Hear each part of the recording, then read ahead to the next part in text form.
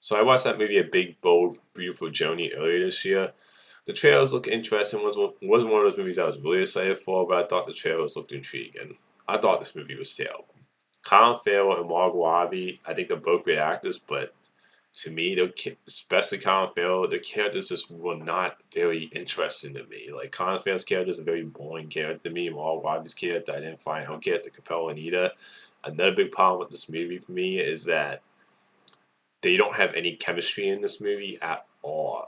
I just never felt any chemistry between them in this movie. And this movie tries to go for these like big emotional moments, and it just felt so flat in this movie. And it has kind of like a fantasy element with this movie too, of them like going of these two characters going through these doors and seeing stuff from their past. So a lot of these like snappy moments, the emotional stuff, just like I said, felt flat. I just never felt myself invested in the story or characters in this movie. And to be honest, this movie kind of felt slow to me a lot of times. And I don't mind slow movies as long as the characters are compelling and the story's really interesting and you really pull me in with the emotional stuff.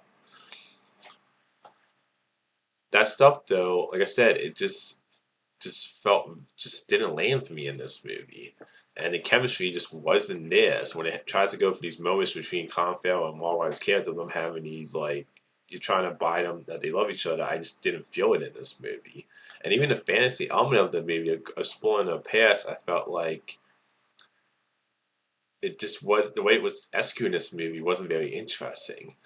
So like those are my quick thoughts on Bold, Beautiful Joni. I just overall did not like this movie. It's a very dull movie at times. The characters aren't compelling. The story wasn't very interesting. The fantasy element of the story, I felt like it could have done that in a way that was more compelling and executed in a more interesting way in this movie. So my overall thoughts, I just was not a fan of this movie. Until next time, movie fans.